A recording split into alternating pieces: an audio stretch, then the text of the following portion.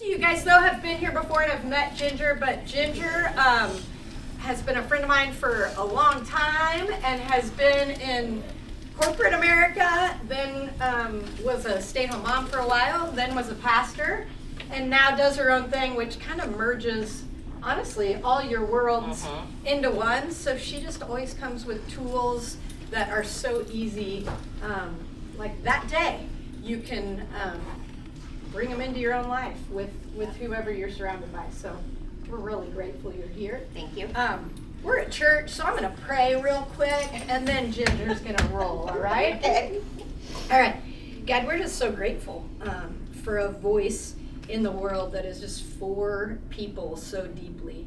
So we say thank you for bringing Ginger into our midst. God, would you just hit us all deeply in the heart today in ways that are tangible for us and in ways that are just encouraging in a world that often feels discouraging. God, we're just grateful to be together and have this sweet community of women. So we say thank you. In Jesus' name, amen. Amen. Brooke, it's a beautiful prayer. So today, every month I change our topic just a little bit to offer something new. And when I was thinking about gathering with you today, I just kept getting this like nudge to talk about peace, inner peace, and I know that's a word we throw around a lot, but today I want to give you a few tools and a few perspectives maybe that we could all incorporate into our own lives. And it starts with seeing yourself as a soul. So when I titled this Peaceful Soul, I thought, I wanted to start with what does it mean to be a soul? So we're going to cover that today. And then some tools to help you not only connect with your soul, but also connect with the peace within you that is always there, but we kind of forget that it's there. Much like, God in our lives. We believe God is always there. And yet we can get really busy and in the weeds of life and just kind of forget that presence is there to help us and guide us and sustain us. So peace is much the same. But I want to start, because this is coffee and conversation. What does peace mean to you guys? What does it mean? What does the word peace mean? When you hear that word, what comes to mind? Calm. Good. Not worrying. Not worrying. At rest. At rest. Think about like your hands being open, like open palmed posture instead of flexed. Yes. Instead of No conflict. being no conflict. Feelings of security. Security and safety. Yes, our brain loves safety. Yeah. Seems like peace, though, often comes in the midst of a storm. Like, even though that sounds strange, that this knowing that we are peaceful comes because there's stuff swirling and we have found a place of peace. Oh, that's so good. Yeah. Yes, the storms of life, being peaceful in the middle of the storm. Contentment.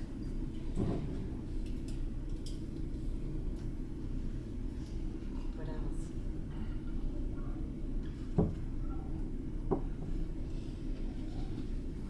Safe, no conflict, calm, content, at rest. All right, those all resonate. Did we capture it? It's hard to describe kind of when you put some words to something that's so far away sometimes. And how do you feel? What's it feel like in your body when you're peaceful? Come on in, Anna. There's a seat here. There's one over here. There's one there. How does it feel in your body when you're peaceful? What do you notice? Yeah. Relax. Breathe easy. Breathe easy. What else do you notice? What's your heart doing? What are your lungs doing when you're peaceful? What's your brain doing? Quiet. Slows down. Slowed heart rate. Clarity. Clarity. fog kind of goes away in your brain. Yeah, okay, good. You're tuning into it. That's what we want to be able to access, that feeling. All these words that you gave are so beautiful. We want to be able to access it anytime, right? Especially in the storms of life. And I love your point about kind of it takes a storm to remember what peace feels like. Because I think we've all experienced that so much of, and maybe that's why we appreciate it. Because we take it for granted until we're in a storm, and then we long for it. So one of my favorite quotes that I came across in seminary was by Pierre Teilhard de Chardin, and he was a French Jesuit priest. And the cool thing was he was also a paleontologist. So he writes at the intersection of Christianity and science a lot, and his works are beautiful. He has a lot of beautiful things about the earth and caring for our environment, as well as being a spiritual being. So he is famous for this quote: "We are not human beings seeking a spiritual experience. We are spiritual beings having a human experience." And so I think this is such an important thing as women of faith, but also just as human beings, to be rooted in our true identity is a spiritual being or a soul. Those are synonymous, or spirit, your essence. Those are all the same, different words for the same thing. But that idea of that's my true identity. And then I'm having this human experience. Right? I was this beautiful soul. Each of you were beautiful souls with God. Came into this human body that we're carrying around, living life, learning.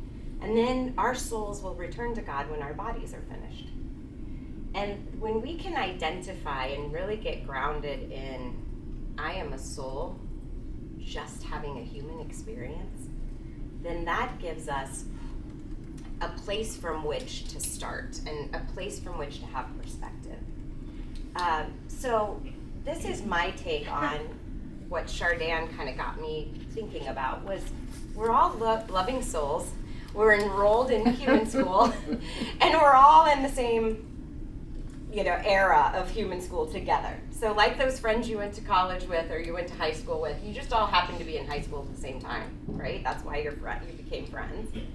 Well, we're all on the earth at the same time, and we're doing this human experience together. We get to overlap with each other. People 200 years ago, they were doing life together. Those that were alive on the planet at the time, we get to do this together. So we're all in human school together, which is, first of all, kind of a cool concept to think about. Like, dude, we're all in school together. This is fun. You're my peeps. We're crossing over in our classes. And then you can also take this metaphor into, we're all in different curriculums. We're in different classes. Some of us are in a really hard class of life right now. Some of us are easy breezy, getting A's. And then the next semester, we're going to get hit with the hard ones, right? And we're all just kind of going through human curriculum, learning all the things.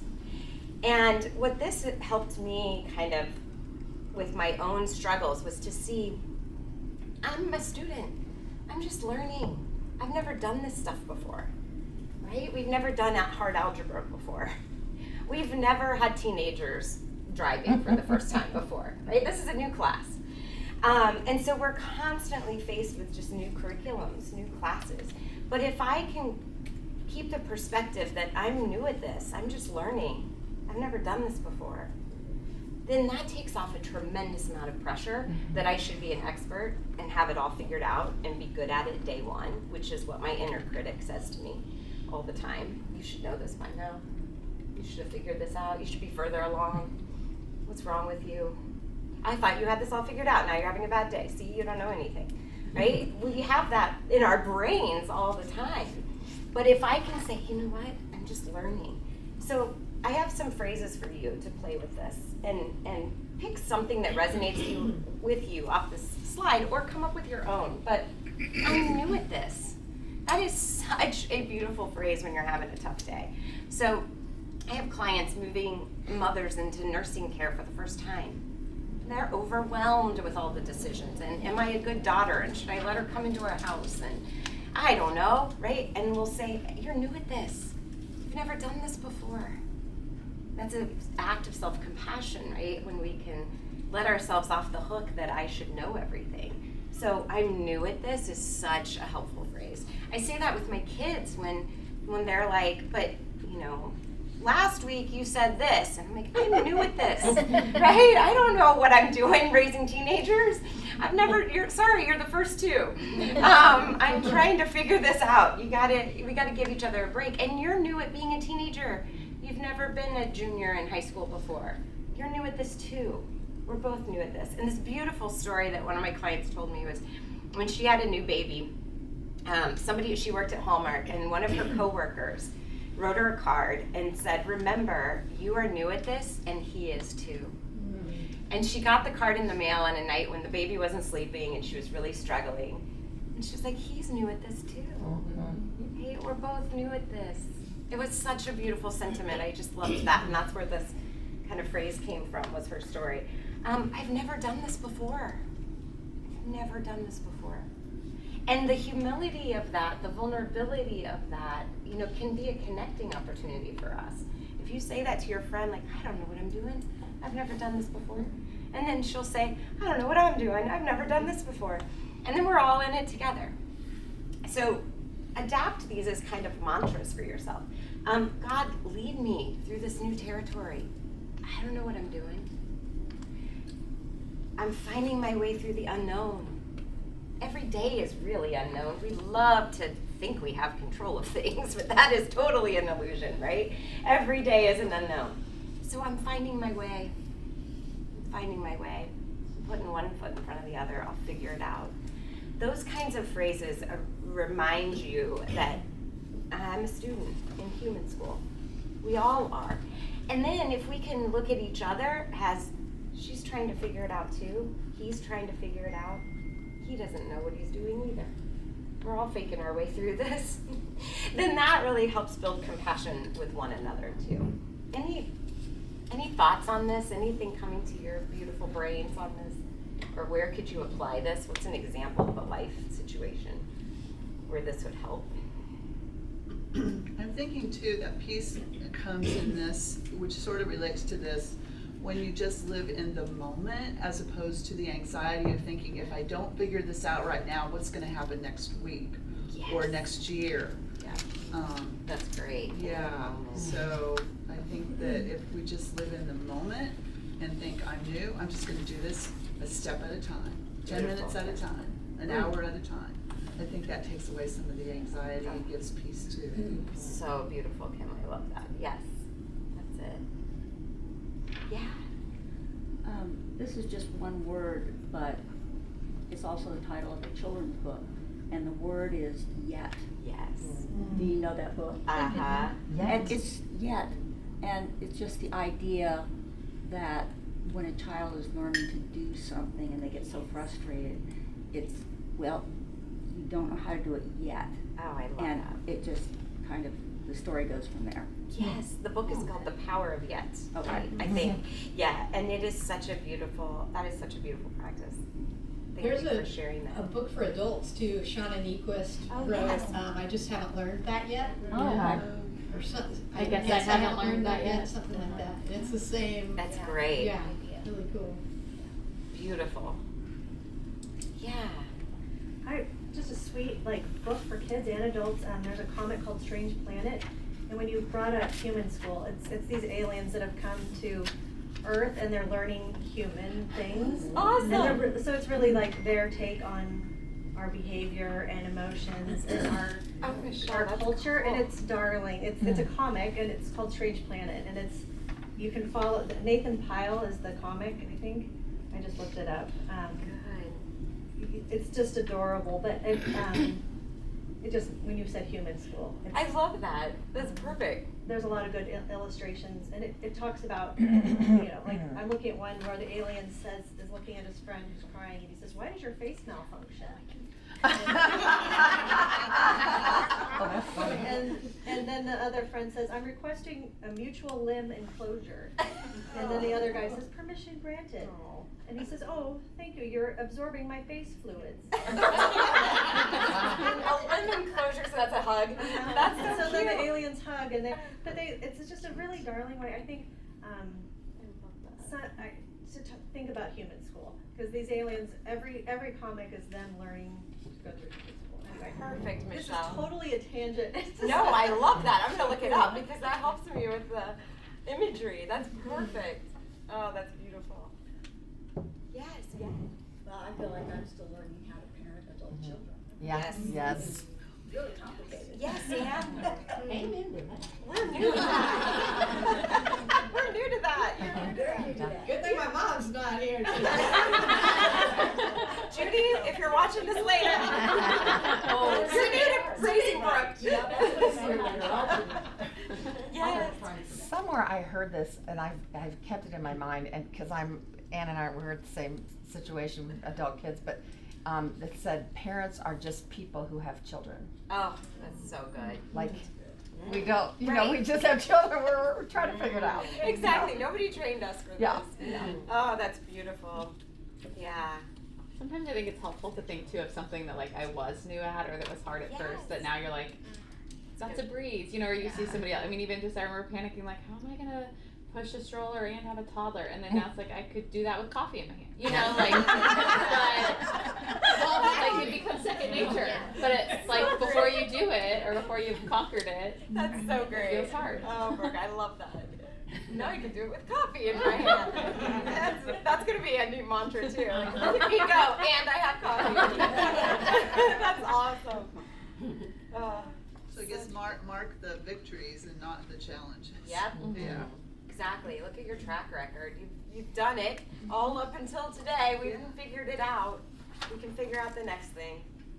We always figured it out. Yeah, that's beautiful. I kind of feel like this might apply to this parenting generation that is parenting those with technology. Yes. Because we don't have a clue. Mm. And, I mean, and I feel like every week I'm saying, well, now we're trying this. That's awesome. So this is helpful. Yes. Now we're gonna try this. That didn't work, so we're gonna try something else. That is parenting. Yes. Well, that didn't work. Oh, that's beautiful. So beautiful. So the next idea for peace is thinking of peace like a bank account. So we know in business, we have revenue, that's money coming in, and we have expenses, that's money going out. We know in our homes we have bills to pay, and then we get paychecks, right? We have this idea of money flowing in and out. And I think it helps to think of peace like that too. And we make decisions every day to spend money on something, like is it worth it? Do I want that thing more than money in the bank? So I think it might help to think of peace like that too. Like, does this give me peace? Does this bring in peace revenue into my life? Or does this cost me peace?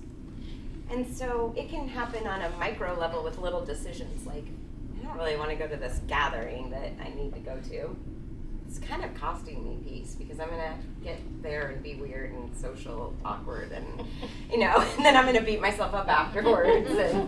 And so that's going to cost me peace. So maybe I don't want to go to this thing. Or, what would bring me peace? Thinking a different thought about this thing, or the way I talk to myself would bring me better peace. Or maybe I need to call that peaceful friend who always kind of gives me perspective. Or there's somebody's voice that just gives me peace, right? Think about what brings in peace to my life and what costs it, like you do with the flow of money. How could you apply this one in your life of thinking about it like cost benefit a little bit more? Any ideas of? I had a friend, she's elderly now, but she was a long time administrator of a church that we attended. And she was a dear, sweet, kind, gentle soul. And she said her favorite bumper sticker ever is the one that said, "Screw guilt." So, and I think that kind of applies. I mean, Yes. If it's something you're feeling an obligation only to do, and it's the guilt of not doing it is what's the only thing pushing you, then perhaps it's something that should not be done. Oh, I love that. So, Yeah, what you got me thinking, Kim, like guilt, resentment, bitterness, anger, those all cost me peace. And they're really options, right? We don't have to do that to ourselves. No. We create that feeling, and that definitely steals peace. Yeah, beautiful. How else could you apply this? I just read this article that talked about, the whole stop, drop, and roll that we learned as a kid. But instead of applying it to fire, when a negative thought comes into your mind, you stop and you replace it with something different. Like, so if I'm telling myself, oh, I hate going to this party, I'm gonna be so awkward, I would come up with like, giraffes are so tall. So that interrupts my thinking. And then I drop down into my body and figure out how my body's feeling. So I'm dropping into my body and then I roll. So I either call a friend or I hang around friends or something like that. So it's this whole stop, drop, and roll method. That's awesome. Wow. Which could help if you're Totally. in a situation that I you don't love want to go that. to. It's so beautiful, and the neuroscience of that is you're interrupting that neural pathway, right? You're just flipping it, flipping it off. I love it. Literally. That's so good, yeah, flipping it off. Took me a second. Good one. Screw guilt, and we're flipping off our thoughts. Yeah. Perfect. Welcome to church. Best church ever. That's a good place. That's why we love this place. That's why we love it here. Oh, I'll be that's talking to my awesome. husband. husband about not wanting to do something, and I'll be like, and giraffes are so tall. I would know what you were doing. Yes. Don't worry. Yeah. That's great. Oh, that's so great. I want to be there when you do that. Yes. Hi. Oh, that's so good. So Ginger, though, my question with this is, you're talking about how a lot of these things are choices, which I totally agree with. And I know that how you respond to things happening is a choice, but my question, my negative Nancy question is, what happens when a lot of things are costing you peace that are beyond your control, it's just life circumstances, and then you don't feel, or how can you, I guess is my question, refill, I'm looking at the jars, how can you refill, how can you put money back in the bank when I know so many people, have just things coming at them that are costing them peace, and they can't change those circumstances. So how do you, when you have a great cost, how do you pay yourself back?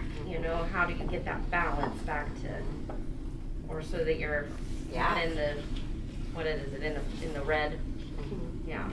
Well, I think Susan's comment earlier of like, sometimes you feel the most profound peace in the storm. Right. That makes, we all kind of know that feeling. So I think first of all, that makes it possible to our brain, right? Like you can feel the peace in the storm. So when everything is out of control, I always love the story of Jesus calming the storm. And the original Arabic is that, or Aramaic, is that Jesus whispered, hush. Not like, calm the storm, like it's sometimes told in children's Bibles, but it was hush, just hush. And that to me is the peace in the storm, is the peace of God in the storm. So I think about when we had babies and they wouldn't sleep and we would hush and shush, and we were recreating the sound of the womb for them. And that's maybe what Jesus was offering to us, is there's always peace in the storm. And yes, it's raging out of your control. And everybody around you is panicking. And yet, hush, I've got this, I'm here. So I think that's one of the things faith gives us, is the belief and the ability to tune into that. But it really is back to this idea of choice. I mean, sometimes people don't like that when I teach it because they're like, it feels like it's not a choice. Yeah. But truly, the more I work with people and the more I research this, our thoughts are choices. Our thoughts are choices. And we have, we've laughed about this in here before, but women have 80,000 thoughts a day, the research shows. And so if all of the Chopra Center is where I quote that, because you'll find different numbers. But the Chopra Center found that a woman has 80,000 thoughts a day. And if you think about 80,000 sentences, like imagine the sentences blowing through your brain, 80,000 a day. It's always a storm. It's always chaos. But we choose the ones we download and spend time with, right? They're all floating by. But we actually choose the ones we repeat and that we mull over and we spend time with. So then if you're choosing the worry thoughts or the thoughts of everything's out of my control, I don't know what I'm going to do, if you sit with those all day, you're going to be anxious. But if you sit with the thoughts of, I'm going to figure this out, there's a way forward, I don't feel in control, but I can control the way I feel inside. When you can learn to kind of shop for the thoughts that you want to spend time with, then you can return to that inner peace. But it is hard, Laura. I mean, you're totally illustrating how hard it is to be human. We have incredibly complicated brains. So coming out of seminary, where I kind of landed with the existential crisis that I went into seminary having, of like, why are we here and what's our purpose? It was, we are a soul. We are having this human experience, and we are humans with very complicated brains that we will never fully understand. Einstein said science is trying to understand the mind of God. And I love that, because science is we're just trying to figure out this species and how it works. And so we are always going to have massive things out of our control. I mean, if you watch the news, you're anxious in 2 seconds. But then you can maintain peace within. This is what Buddhists teach. It's, I think, what Jesus was teaching, that it is yours always. It is yours always. But you have to kind of anchor into that. And that's why I call things practices instead of disciplines. Discipline always felt punishing to me. But you have to practice this stuff, right? We have to come here once a month and get another dose of it, and then take it out for 4 weeks, and then come back and get it again, right? And that's practicing. You're practicing it. We don't sit down and play a piano masterpiece day one. We practice. And so brain management takes a lot of practice. It's my full-time job, and I lose my bananas often. Right? Like, I lose my cool often. So it's hard work. It's a good question, and one that's universal. We can all relate to your question, Laura. I found too, sometimes in the midst of a storm, if you can actually discipline or practice yourself into that place, and let go of the control, sometimes clarity comes with that, as opposed to the fight you feel like you're in the midst of it when you're trying to grab the control and feeling overwhelmed. So that clarity can't come in that situation. So true. Yeah, but it's hard. It's really hard in the midst of a storm to have that. Yeah. And when you think of a storm, what is the calmest place in the storm? In the eye. Yes, in the center. Yeah. So it's kind of like working toward that center, which is a whole metaphor for a lot of other things too. Yeah. So. Exactly. Yeah. Yeah, beautiful stuff. Yeah. So maybe think about this a little bit as the bank account. Is this bringing me peace or costing me peace? Make your decisions from that point. See how that feels for a while. The other thing I think that costs us a lot of peace is this idea of a second arrow. And if you get my Tuesday emails, I wrote on this recently. If you don't get those, I'll put a sign up on the table that I would love to send those to you on Tuesday morning. But this was one that originates from a Buddhist teaching. It's this idea, it's a parable of the world shoots arrows at us all the time, right? Pain, suffering, diagnosis, move to a new city, child is sick, child goes to college, adult children have conflict, right? Those are the arrows that life shoots at you. And the idea of the second arrow is, then am I shooting myself with more pain? So an example of this is, I don't know, if an adult child makes a bad decision. The second arrow would be, I was a bad mother. I didn't teach them that. I failed them somehow. Right? So the pain of the adult making a bad decision is one thing in your life. But then you shoot yourself with the second arrow that somehow this was your responsibility, your fault, your failure. And I noticed when I came across this practice that I shot a lot of arrows at myself. I made the stories about my failure instead of the fact that the circumstance was happening.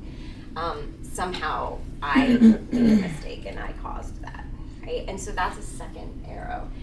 And I think that in working, mostly I work with women in my practice, and we are famous for shooting second arrows. I think as women, we tend to take responsibility. We tend to want the best for everybody. We're giving, and our loving hearts are pouring out. And so we naturally take responsibility for everything happening. But then that comes back to shoot us with the second arrow if things aren't going well. And then it's our fault. And then I dropped the ball, or I caused this, or maybe if I would have done this differently. That's all second arrows. And those too are optional. Right? That's a story we're making up. That's our imagination. That's one interpretation of the circumstance. That's not the truth. Often it's very much not the truth that it was our fault. So I think this steals peace a lot from women. The second arrows steal our peace. It's the beating ourselves up.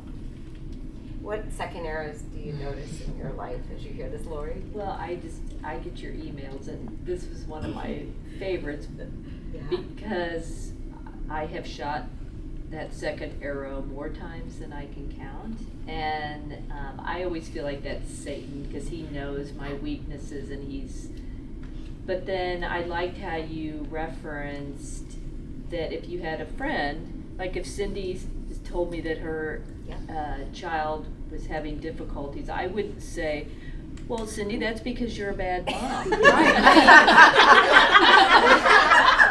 So like exactly. So why would I say that to myself? Exactly. You would never. So I liked how you did that, and it's like you have to kind of stop and say, treat yourself as a friend. And exactly. say, so I love it because I just am totally famous for that. And it's like, if the situation isn't bad enough to begin with, right, then you're gonna pile and sometimes second arrow, third arrows. It's just ridiculous. I know. And exactly. That's surprising because you would never say that to a friend. No, I wouldn't. No. But it's like, I do it to myself all the time. Yep. And that's a great check-in of notice your self-talk. Would you say that to a friend? That's a great pause to notice. Like, I would never say to a friend, I thought you said you're on a diet. You're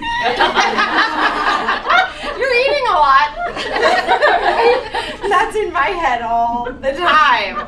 Why would I say that to myself? I would never say that to a friend, right? So it's just that kind of like, we do this to ourselves. We're shooting second arrows.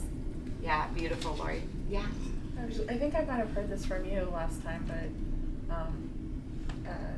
I think what I've noticed is I'm thinking of a particular person, which we often do, and we're supposed to be thinking of ourselves.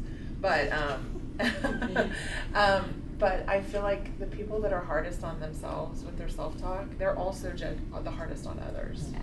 So I feel like that's been my experience. So when I'm being hard on myself, I try to rewire it like what you're saying, but not only for myself, but so I'm less judgmental and harsh on others. Yeah. Because I really do think that they go hand in hand, even though we maybe not think about it that way. Anyway. Exactly. Wayne Dyer was a spiritual teacher, and he had this story that he would tell in his talks about this concept of what you say to yourself is what you're thinking about others. But he would teach it as, if you squeeze an orange, you get orange juice. So it was like, if you get squeezed intense, what comes out? that's often evidence of what's going on inside. And that always stayed with me in his teaching, so I'll pass it on to you as an illustration of like, yeah, what's going on inside you is often what comes out. So the kinder we are to ourselves, the kinder you're going to be to others.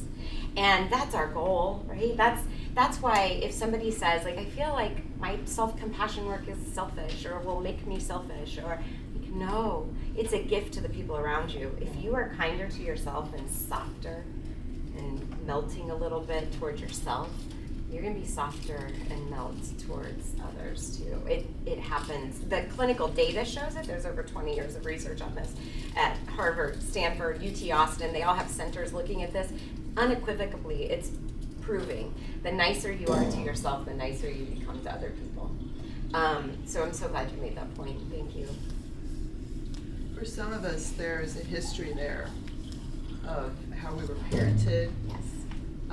Particularly with same-sex parents, in this case, which would be our mothers. Yes. And our self-talk comes from what occurred as we were being raised. Yes, exactly. And, Absolutely, Kim. We have a lot of reprogramming to do as women. Yeah, oftentimes the women around us conditioned our thinking. Society conditions our thinking. Every women's commercial is for an improvement product of some sort, right? Get the message that I'm less than unless I buy this product. This product will accomplish something to change me. So we are just soaking up those messages. And you're right, we have to fight against it. We really do. We have to be very intentional and conscious of what we want to think, how we want to see things. Yeah. So play with this a little bit. See if you're shooting yourself. I would say we are. So let's reduce it. It's not an if. We are.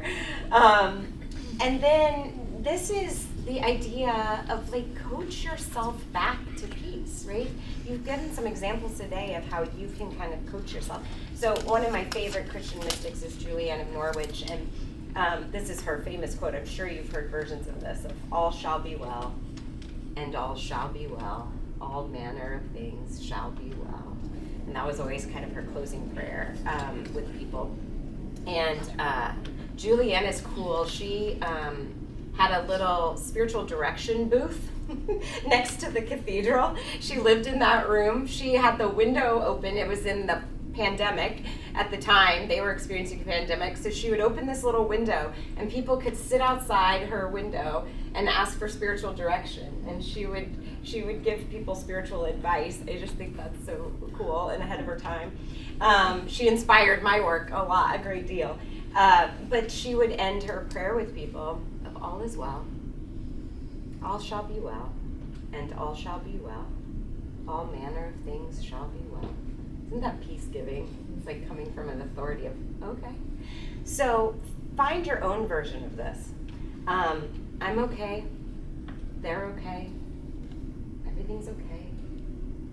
We've talked about in this group, I think, like in this moment I am fine, and for some of us that worked, and some of us that caused anxiety because they're like, what about the next moment? Right? But find your way of doing this, of how do you coach yourself to peace? We literally can talk ourselves into peace. We really can, yeah. I'm just wondering where the line is between this and denial. Yeah. It's a good question. Yeah. That's a good know, question. dang it. Ding. So, Arrow. I just ruined everybody's peace. We love you. Just kidding. No, it's a great question. Denial would be, like psychological denial would be, it's not happening. Peace, coaching yourself in peace would be, it's happening and it's hard. And I'm going to be okay. So denial would be, I'm sticking my head in the sand and denying that this is happening. This isn't happening. It's not happening. It can't be happening. That's the language of denial. Coaching yourself to peace would be, it's happening. It's hard. I don't like it. But I'm going to get through it. I'm going to find a way forward. So it's a great question. I feel like you've taught me, like, we're going to we'll figure this out. Yeah. That's been a really good phrase to tell myself. Yeah, we'll Figure this out. Yeah. And that is so beautiful, Meg, to build self-trust, right? It's you, and you're gonna figure it out. You have your own back. You can problem solve. And that is such a good mantra, because I would love that to be our neural pathway instead of, oh my gosh, what's gonna happen? I don't know if I can figure this out. Right? If we repeat that, we form a neural pathway. We've talked about cattle paths. The cattle go the same way to water every time, and they form these ruts in the pastures. Our brain does that too. If you think the same thought, it becomes a path. So if I think the same thought, I don't know what I'm gonna do. I don't know what I'm gonna do. I don't know what I'm gonna do. That is fear inducing. If I think the thought, I can figure this out. I can figure it out. I figured it out before, as you guys said earlier, your track record. I figured it out before. I can figure it out again. I don't know what the answer is yet. I'll figure it out. That is building self-trust, and that would be a beautiful neural pathway to reinforce, because then when we're in crisis, that becomes a default in our brain. Our brain takes us to, you're gonna figure this out. The more you think that and say that to yourself, the more you build self-trust, and then your brain does it for you. It's beautiful. Yeah, I think a lot of our thoughts are the what if thoughts that aren't actually true. Like, what if this happens, or this could be true, or this could happen. And if we focus on what is true, set our minds on those things that are true and right and good, it's much easier to find our place as peace, because our brain is full of what ifs. That's right. I love that, Susan. One of my favorite tools with what ifs is, instead of what if, what is. It's easy to remember. Instead of what if, what is? So, yeah, like you said, what is true? Yeah. And sometimes what's true is hard, but it's a lot less hard than that with all the what might happen, what could happen. That's right. Laid on top of it. That's right. And you also can focus on, what also is true is I have this support system. What also is true is this thing is going well. That's right. And this thing is encouraging, and try to set aside, but what if this happens? Yep. Doesn't help. Can I tag on to that? Yeah. So I always share this because it was the best game changer for my daughter with anxiety. Her therapist, when she was little, she's a what-ifer, and worst case scenario every time. Me too. She's changed that phrase to what if it's wonderful. Yes. And I've shared that with so many people, and so many people have said that. Change the what if, the ... worst case scenario, you go, what if it's wonderful? Yeah. My daughter will go, well, what if I throw up, or what if the plane crashes, or what if I hate the birthday party, or what if I don't know anyone, and what if, she'll just spiral. You just say, well, what if it's wonderful? And then all of a sudden you're like, oh, I hadn't even thought of that. Right. Your brain doesn't go to the best case scenario. Your brain only takes you down the dark rabbit hole. That's right. So share that with everyone you know, and if you have anxious kids or anxious adults. What if it's wonderful? What if it's wonderful? What if it's wonderful? And even I use it all the time. I love that. Exactly. All the time when I don't want to do something and I'm scared and I'm dragging my feet or worried about something. So beautiful. And the brain will always go to worst case scenario because it keeps us safe. And our brain's job is to keep us safe and alive. So just plan on that, right? Oh, yep, my brain's going to worst case scenario because its job is to keep us safe. You're doing a good job, brain. But then we have to drive it to what if it's wonderful? And then our brain might start to get trained to say, it might be bad, it might be wonderful, right? The more we practice that, then our brain will help go there on its own. Beautiful. I love that. Yeah. I've been reading that book for the Barstow Book Club on letting go of anxiety for kids. It's an anxiety book.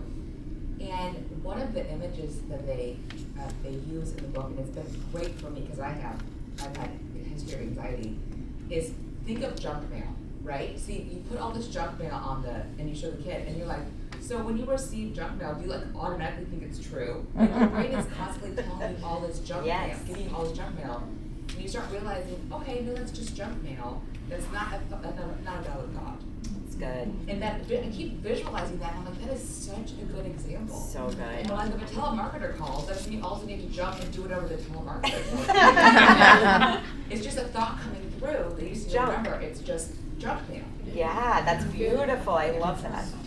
These are such helpful, I love these conversations. We learn so much from each other. Beautiful. Thinking on her denial in this, it kind of makes me think of that whole both and Yes. sentiment. So like, I am okay, and that wasn't okay. Right. Like, they are okay, but they weren't okay in that moment or something. Or that Exactly. wasn't, everything will be okay. It might not be okay right now, but it will be eventually. So kind of that, like, you can I love it. acknowledge it, Yes. but also, like, Beautiful. be there in the okayness. And hold two things at once. Two Yeah. things could be true. Yes, two things are almost always true, right? Multiple things are true. Our brain likes simplicity to keep us safe. So blueberries are good, red berries are bad. Let's just stay away from red berries. My brain would love that, right? If I could just live like that, like, and that's where all of our isms come from, right? Is that this is safe, this isn't. This person looks like you. And we have to nuance our brain. We have to nuance our brain as loving people, because our brain was developed to survive out in the desert alone and to keep us safe. But here we are in 2023, living robust, complicated lives, and our brain doesn't know what to do with it. Our brain just goes back to, let's play it safe, let's just play it safe. No, we're gonna go do this. We can hold multiple things at once. There's not just one truth. There's junk mail. We can handle that. We can filter through. We can imagine the wonderful and the bad. You're coaching your brain constantly. I think it's very healthy to live with your brain as like something that we do have to manage. We do have to manage our complicated brain. We don't just let it run the show, right? We have a desire to live a life.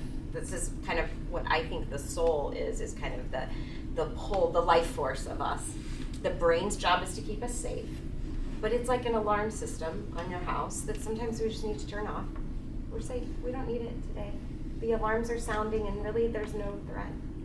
So you have to manage that constantly. That's just being human. But that, I think, is a healthier way than, if I just had enough faith, I wouldn't worry. That's BS. Because you are human, you're gonna worry. Your brain is wired to keep you safe. It has nothing to do with your faith. You can have faith and worry. You can have a beautiful sense of faith, and you'll still have worries. Because you're human, right? So give yourself permission to have to manage your brain a little bit. Not a lot, not a little bit. Yeah. So we have about 5 more minutes. What questions do you have? That was my last slide. Yes. What questions do you have? I think another thing about peace is pets. Oh. They're really good at peace. They are, Marilyn. They can drive you crazy, but then when they're at peace, they're so sweet. They're the best. Yeah, petting an animal. I mean, there's all kinds of medical research on the cortisol and the oxytocin is released in your not cortisol, that's stress. Oxytocin and dopamine are released in your brain. Cortisol lowers. Your heart rate slows. Absolutely. That puts peace in your bank account. Mm-hmm. Well, pet a dog. But what else gives you peace? What are your sources of peace? This will give us ideas for each other. When do you feel the most peaceful? That's a better question. When do you feel the most peaceful? In nature. In nature. You can say on a walk. On a walk. Outside. Outside. Worship. Worship. Where else? Doing something like this. Doing something like this, Barbara. Me too. This is a good group. I feel peaceful in this group. Isn't it funny how groups make you feel differently too? Like, follow the peaceful ones. Don't follow the stressful ones. Your body is telling you. Yeah, this is a peaceful group place. Peaceful group. I agree. Yeah. This might sound weird. It's not necessarily a peaceful environment always, but I do think volunteering, because I just basically think anything that makes you realize you're smaller than you are. Yeah. I mean, smaller than you think you are. Right. So, just getting outside of yourself. Yeah. So I think volunteering brings peace when That's sometimes beautiful. other things can't. So true. Yeah. There's a lot of research on that, helping somebody else Yeah. heals you. Yeah. Everything that's been mentioned that brings peace is just massive perspective. Yeah. You know, of making yourself smaller. That's right. That's right. The problems aren't so huge and monstrous. Yeah, I think that's why people love ocean and mountains. Yeah. Because They're bigger. massive. Yeah. I think you're right. Beautiful. I think too, like just knowing what brings you peace or how to return to peace can be peaceful, or just like what works for you. I mean, I just even think of like talking with my daughter with like her, all the friend dynamics at recess and stuff, and she's like come to me recently like, when I'm with so and so, so and so, and so and so, like recess goes just fine, you know. And she's like, but we're not always, because if we were always just the three of us together, then that would be like not including everybody. But it's like, I think just knowing that to her, like I know that if I am with this person, like I'll be okay. Yeah. But like I'm not always gonna do that. But I feel better knowing that like I know where that peace can be found. That's awesome. She's When I need learning to. that at a young age. That's huge. Yeah. There's adults that are still trying to figure that out. She could teach them. Yeah, I remember our little preschool teacher, or she wasn't little, when the kids were little. Our preschool teacher said to Lauren, go with the friends who make you feel good. Mm-hmm. And that was so simple. And I was like in my 40s going, oh, that's brilliant. That is brilliant. Wisdom. Go with the people that make you feel good. Mm-hmm. Or sometimes you can be the person that makes people feel good, That's but right. you can't always. Like sometimes Exactly. you just have to be with those that Yeah. bring you Beautiful. that. Beautiful. Where else do you feel peaceful?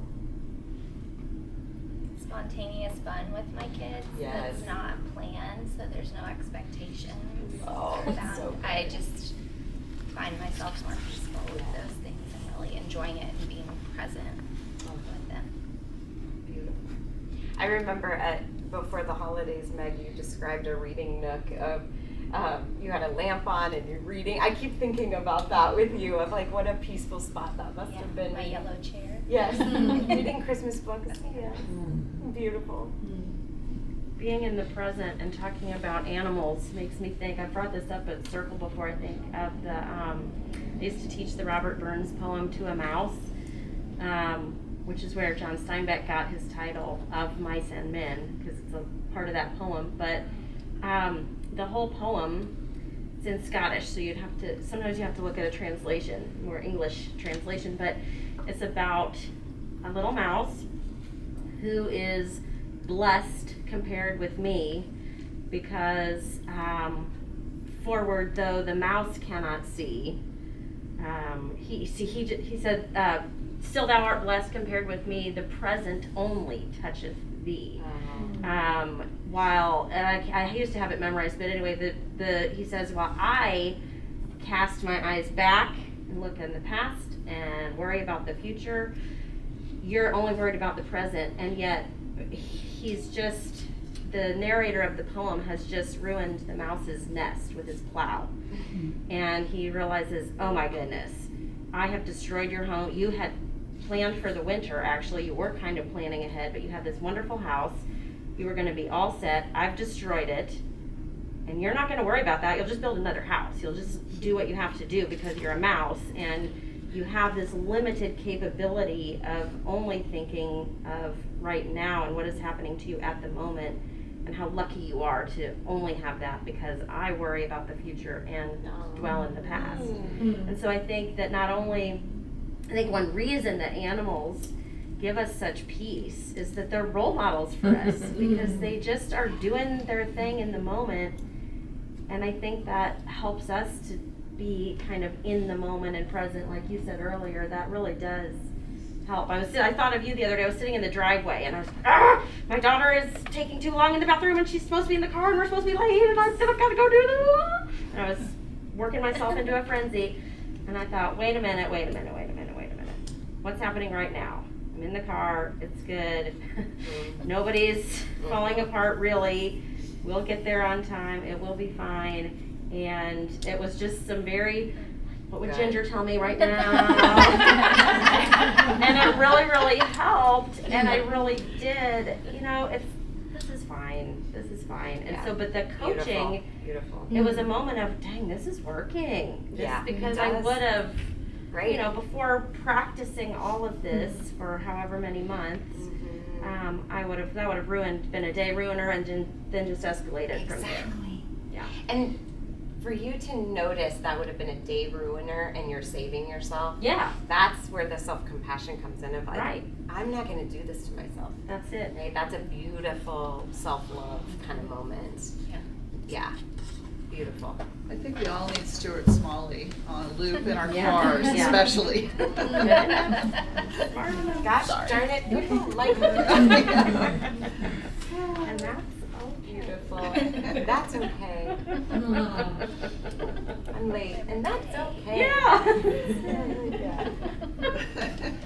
Oh, thank you all for coming today. Beautiful work this morning. Thank you. Feel peace. Go in peace. Hey, if you haven't signed in and you want, I thought we'd start sending your deck to people Oh, so that they perfect. have the Yep. notes in case they weren't able to take them all. So just Perfect. each time, if you want the notes, sign in here. That's and we'll great. get it to you. And the video, and forward it on to anyone that you want to. Good call. Are they on the village website? Is that where we access videos? It's on the Facebook YouTube and our page. Facebook page. Okay. YouTube and Facebook. Okay. Thank you guys. Thanks, Ginger. Oh my gosh, my Thank you. pleasure. Thanks for coming. Oh my goodness.